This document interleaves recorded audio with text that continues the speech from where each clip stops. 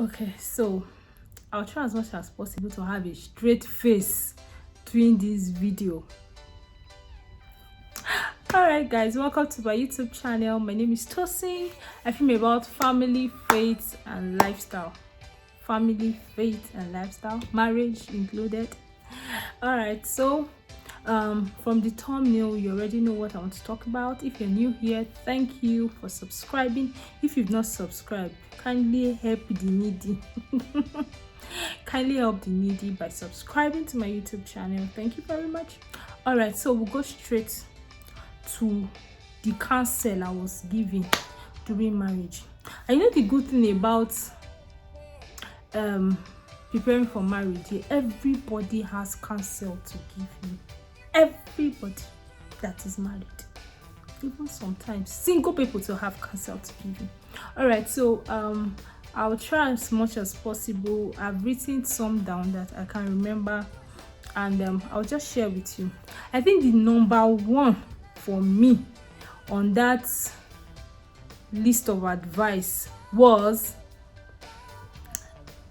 anytime your husband wants it, give him. Bawo.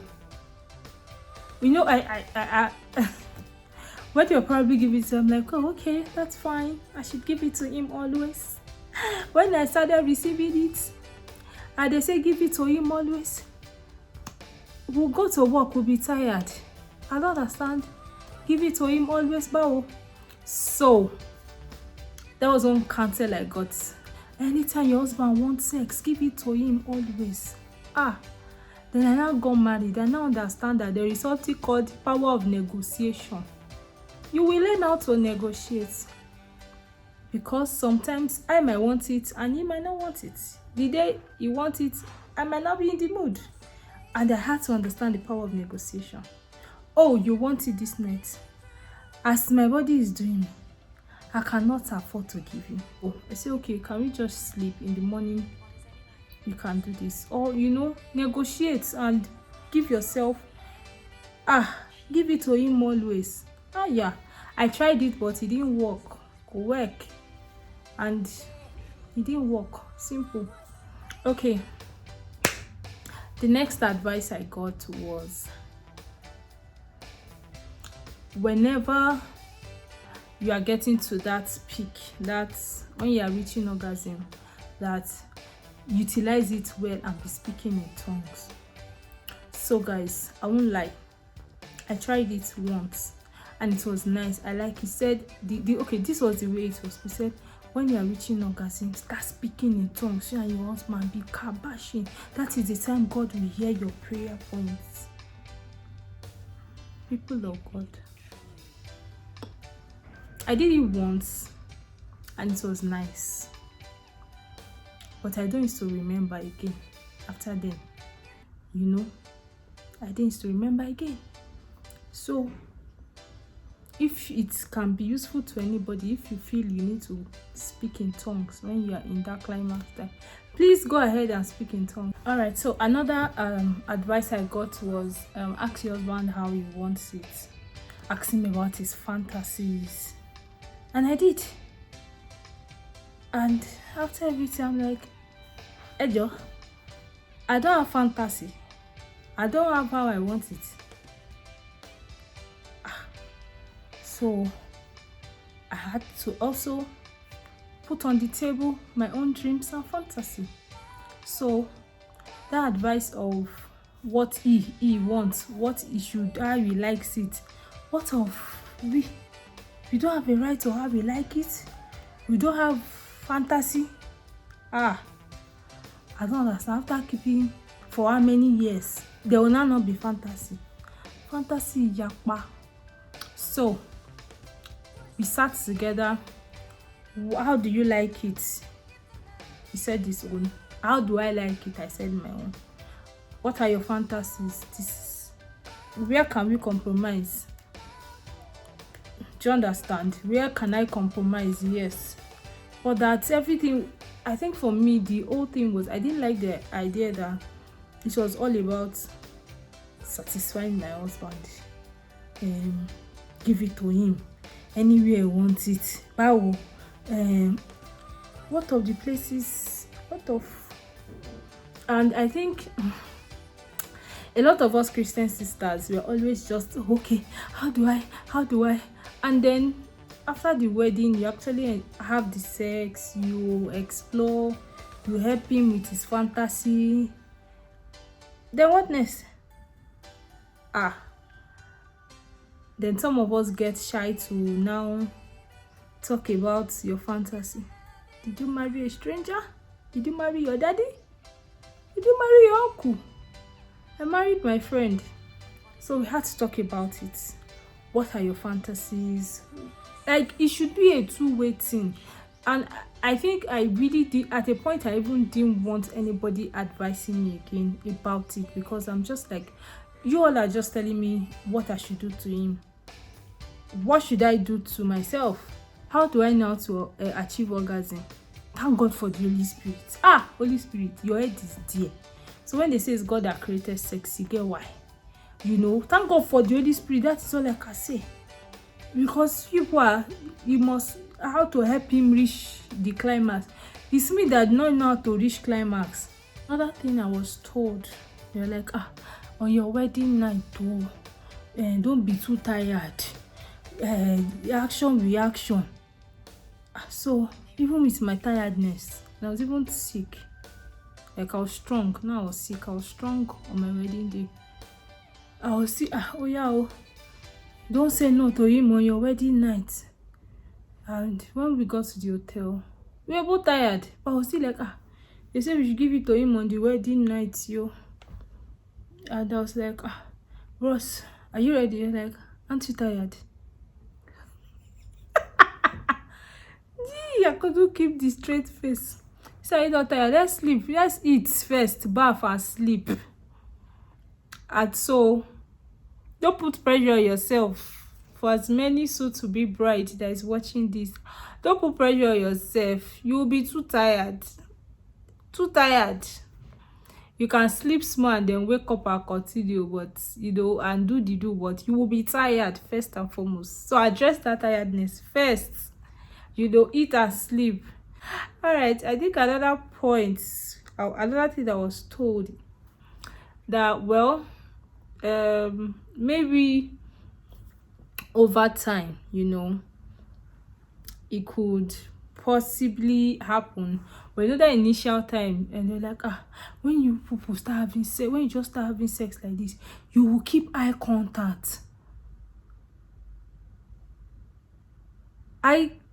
What? I was shy. I'm sure for the first 1 year, I was shy. So even open naked body, despite the fact that we were bathing together and all of that, I was still shy. Like, this is a guy I have done shakara for in a very long time. And you are just seeing my nakedness like that, shagba. Eye contact during that early stage, eye contact. I couldn't look. I was camera shy.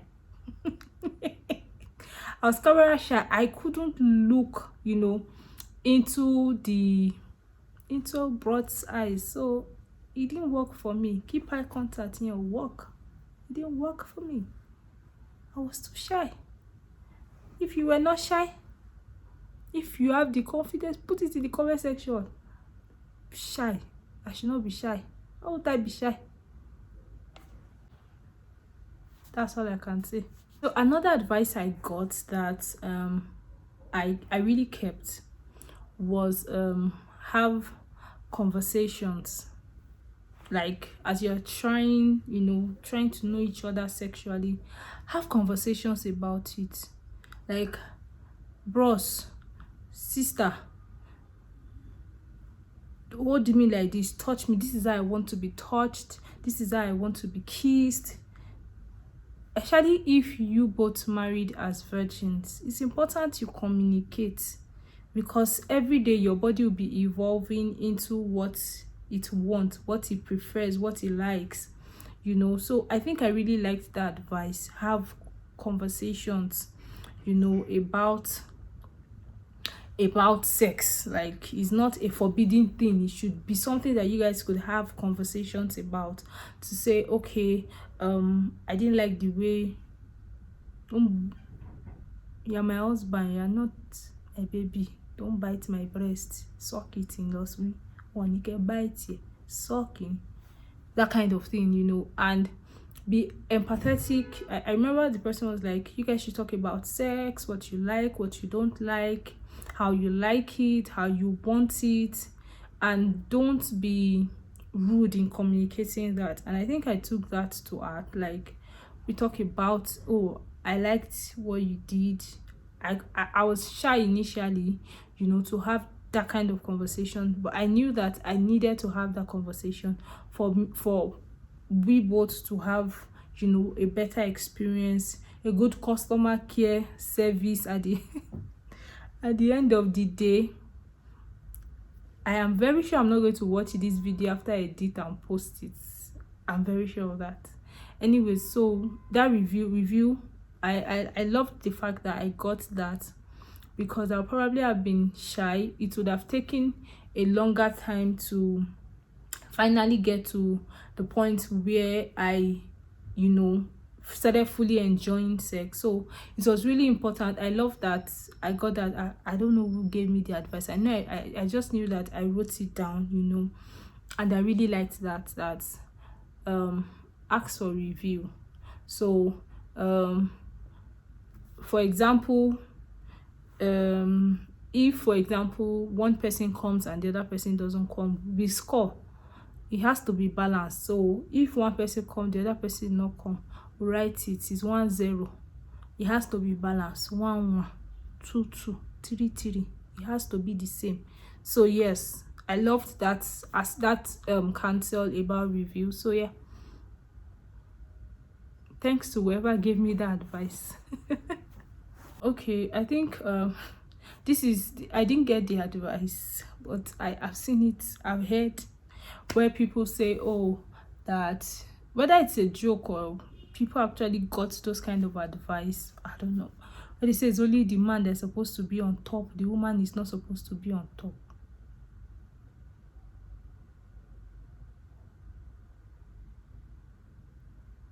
Okay, I didn't get the advice anyways, and thanks to all the people that canceled me. Thank you for not giving me that kind of advice. God bless you. Next. And so those were some of the advice I got. This video is not supposed to be long, and it's very random. What are some of the advices you got as a woman? Okay, if you got advice as a guy, please hit me up. I think there was something that, I don't know if guys do that, like they tell you guys how to help a sister get to help a sister in the ministry of sex, of love making.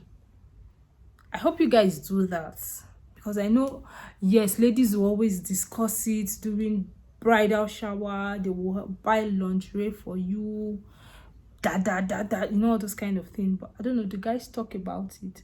I know my husband mentioned that the night before the wedding, he and some of his friends were talking about, they were but guys, do you guys talk about this? I don't want to believe it's only ladies that watch my YouTube. Guys, do you guys talk about? Do they counsel you on how to help your wife reach orgasm? Do they tell you how to suck the nipple well? Did they tell you guys how to do the needful? Really, that's not what I want to discuss today. And my straight face is beginning to wear off, so let me end this thing here. Thank you guys for staying tuned. I hope my mother and my father don't get to watch this. Okay, bye guys.